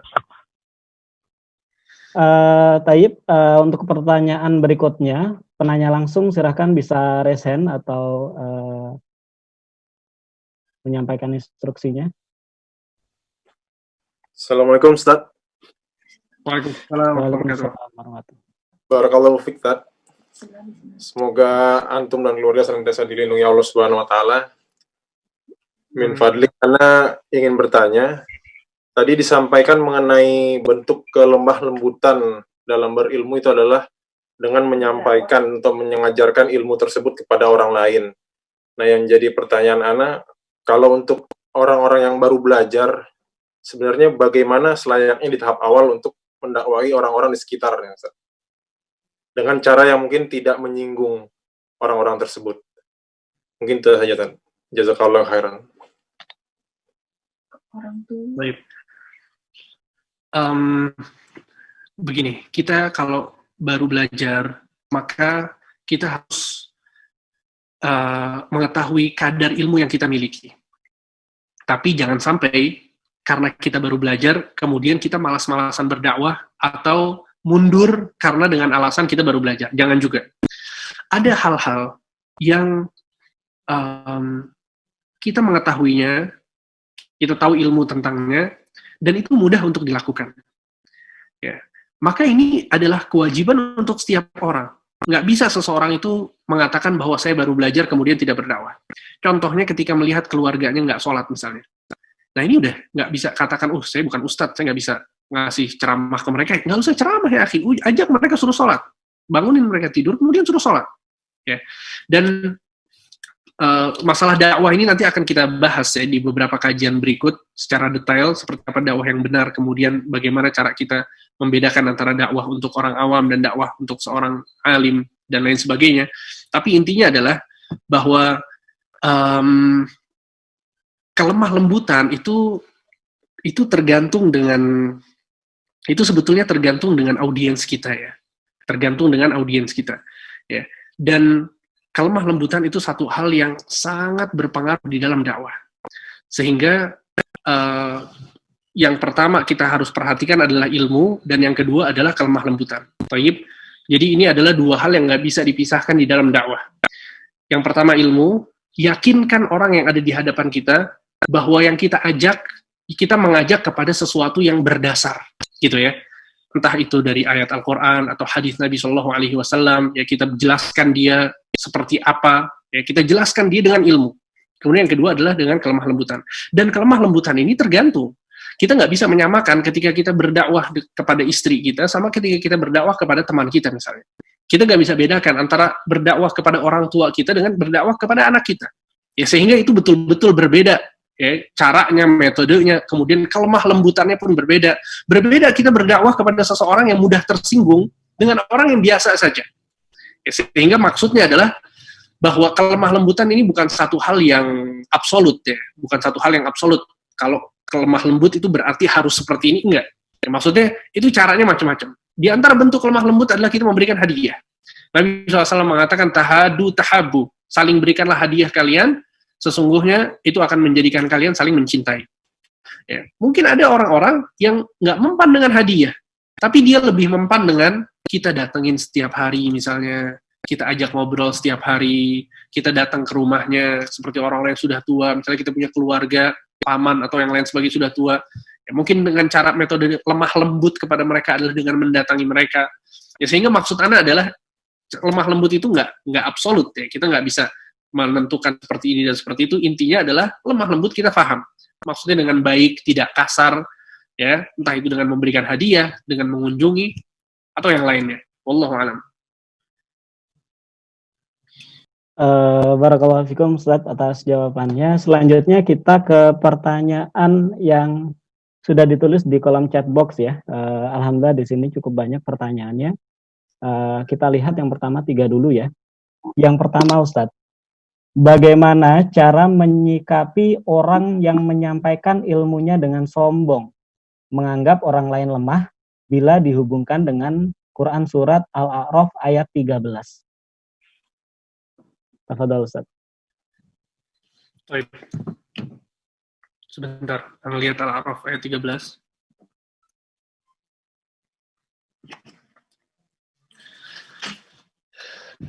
Ya, Allah Subhanahu wa taala berfirman, qala fahbit minha fama yakunu laka an tatakabbara fiha fakhruj innaka minas saghirin. Ya, ayat ini berbicara tentang kisah kisah iblis laknatullah alaih ketika diusir oleh Allah Subhanahu wa taala dari surga. Ya, maka keluarlah, turunlah engkau, sungguhnya engkau tidak bisa sombong di sini. Fakhruj innaka minas saghirin. Keluarlah karena engkau termasuk orang-orang yang hina. Tadi pertanyaannya apa? Afwan? Menyikapi orang menyampaikan ilmunya dengan sombong, menganggap orang lain lemah. Wallahu alam, ya, para ulama menyebutkan bahwa di antara sifat iblis adalah sombong. Ya, di antara sifat iblis adalah sombong, karena dia sombong tidak mau sujud kepada Adam alaihi salam. Allah Subhanahu wa taala memerintahkan iblis untuk sujud, akan tapi dia tidak mau sujud. Aba wastakbara wa kana minal kafirin. Dia enggan dan dia sombong sehingga dia tidak mau sujud. Ya, maka mungkin maksudnya adalah korelasi di sini antara sifat iblis yang sombong dengan sifat orang tersebut. Ya, mungkin itu maksudnya, wallahu alam. Sehingga jelas bahwa ya, kesombongan adalah sifat yang sangat tercela, dan Nabi SAW mengatakan la yadkhul jannah man kana fi qalbihi mithqalu dzarratin min kibr. Tidak akan masuk surga seseorang yang di dalam hatinya ada sebutir debu dari kesombongan. Maka bagaimana jika kesombongan tersebut menghalangi dia untuk menyampaikan ilmu atau mengambil ilmu? Wallahu a'lam. Barakallahu fikum Ustaz. Taib, untuk penanya Ahmida atau Ukhti ini silahkan.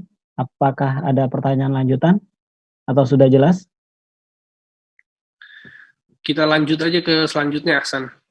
Gimana? Baik Ustaz, untuk pertanyaan berikutnya dari Ukhti Hanum Aura Previaningrum.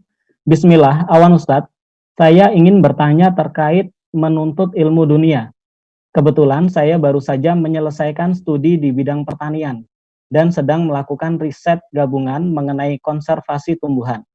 Niat saya ini untuk menyelamatkan tumbuhan yang mulai punah. Apakah hal ini perlu saya lakukan ya Ustadz? Syukron, jazakallahu khair. Wallahu a'lam ya akhi. Kalau memang ini kalau memang itu nggak ada mahdzur syar'i, nggak ada larangan dalam agama yang antum lakukan ya. Apalagi kemudian, masya Allah, ya kalau Anda lihat di sini untuk menyelamatkan tumbuhan yang mulai punah, ya semoga ini adalah misi yang baik, ya. Kemudian ditambah lagi kalau diniatkan untuk Allah, ya, diniatkan ikhlas, ya mudah-mudahan ini bisa jadi nilai ibadah, maka lakukan, nggak masalah, ya. Karena nggak tahu secara spesifik kondisi antum seperti apa, ya. Tapi secara umum ini adalah sesuatu yang mubah, dan sebagaimana yang tadi kita jelaskan, bahwa yang mubah itu kalau diniatkan untuk Allah bisa dapat pahala, maka tafadhol ya, antum bisa tentukan apakah perlu dilakukan atau tidak. Wallahu a'lam. Syukran, jazakallahu khairan Ustaz. Untuk pertanyaan berikutnya dari Ali Abdul. Bismillah, ahsanallahu ilakum Ustaz. Afan izin bertanya, jika ingin lanjut ke ma'had mana yang terbaik di sekitar Bogor Ustaz? Jazakallahu khairan. Wallah, ini pertanyaan susah nih ya. Karena nggak tahu ya, maksudnya ma'had yang terbaik di mana. Kebetulan Anda juga mengelola ma'had, ya kan? Kalau mau sombong mungkin Anda bilang ma'had Anda ya. Tapi al-muhim ada banyak ma'had di Bogor ya yang Anda tahu ya. Ada Minhajus Sunnah, yang dikelola sama Ustadz Yazid dan Ustadz Abdul Hakim. Ya jelas itu bagus pasti. Kemudian ada Minhaj Sahabah, kemudian ada juga Ibnu Taimiyah, itu pesantren bagus, ya Anda tahu. Kemudian Anda juga mengelola pesantren yang namanya Imam Muzani di daerah Kabupaten Bogor, ya. Dan Anda wallahu alam antum maunya jenjang apa? Al-muhim intinya itu semua pesantren bagus, antum bisa search, antum bisa langsung datang mungkin ke tempat-tempatnya, bisa langsung ambil info di sana. Barakallahu fikum. Barakallahu fikum Ustaz.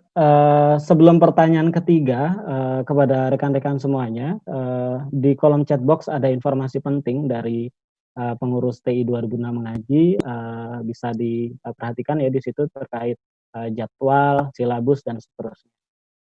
Baik, ke pertanyaan berikutnya. Assalamualaikum Ustadz, gimana kita sebagai seorang anak berdakwah di keluarga?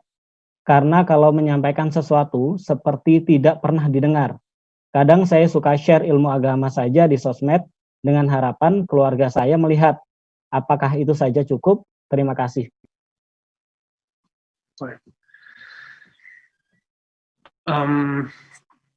Ya, akhi, kita coba ya rasa peduli kita terhadap keluarga kita, terhadap orang-orang terdekat kita, itu akan menjadikan kita semangat untuk mendakwahi mereka.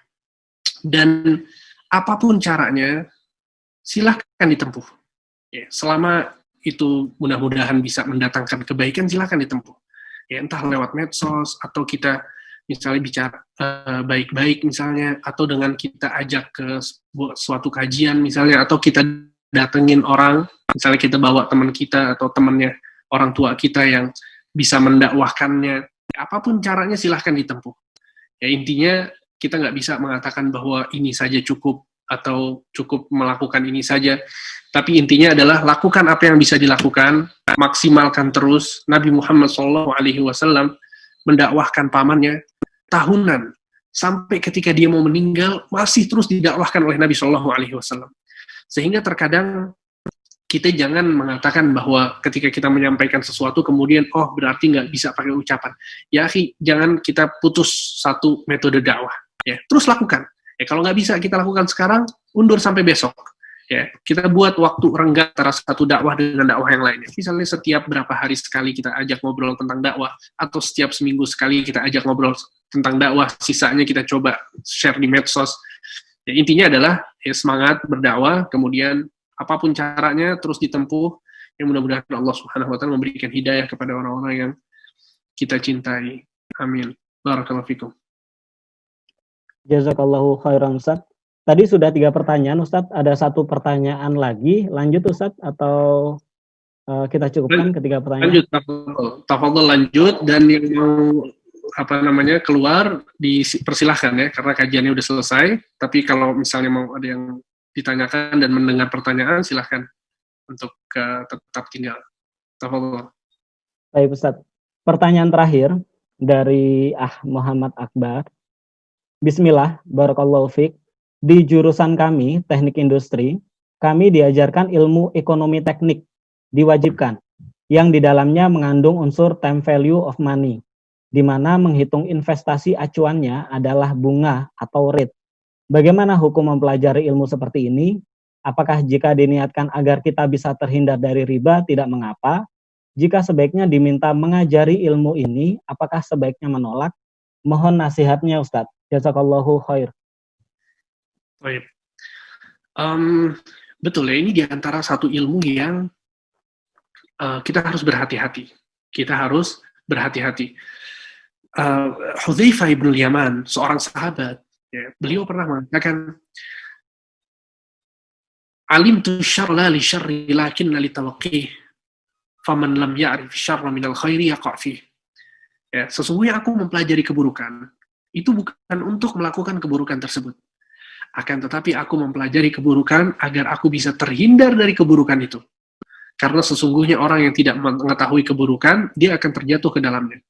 Sehingga para ulama menyebutkan, seseorang itu dibolehkan untuk mempelajari sebuah keburukan dengan niatan menghindari dirinya agar tidak terjerumus dalam keburukan tersebut. Ya, jadi, kita mempelajari tentang kesyirikan, kita mempelajari tentang keburukan-keburukan, Tapi niatnya apa? Agar kita bisa terhindar. Dan kita mengajarkan kepada orang-orang tentang bahayanya ilmu tersebut.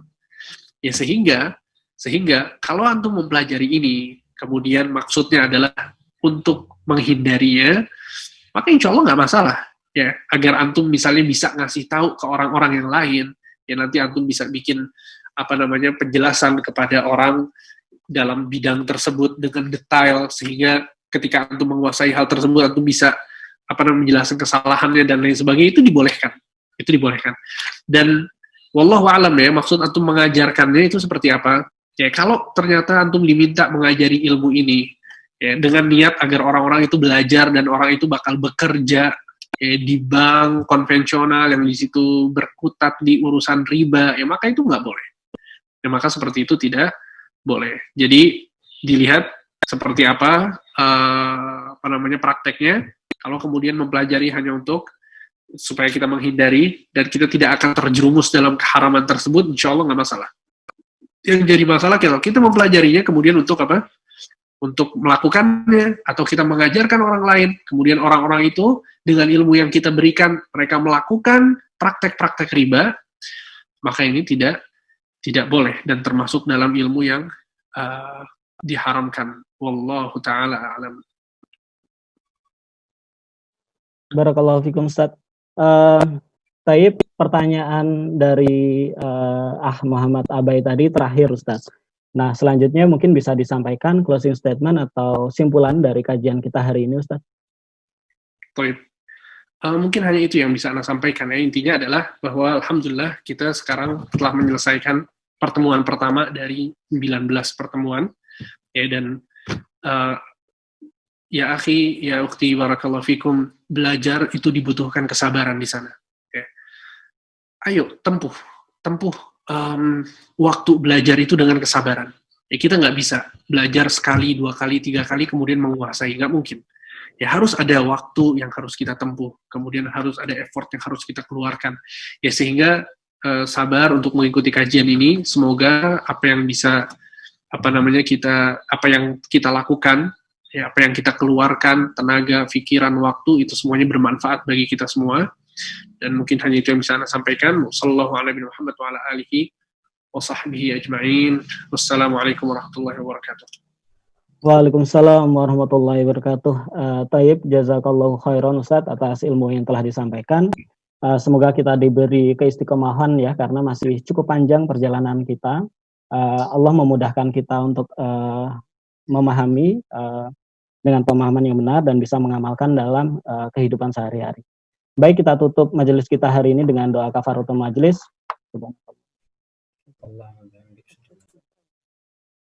Wassalamualaikum warahmatullahi wabarakatuh. Waalaikumsalam.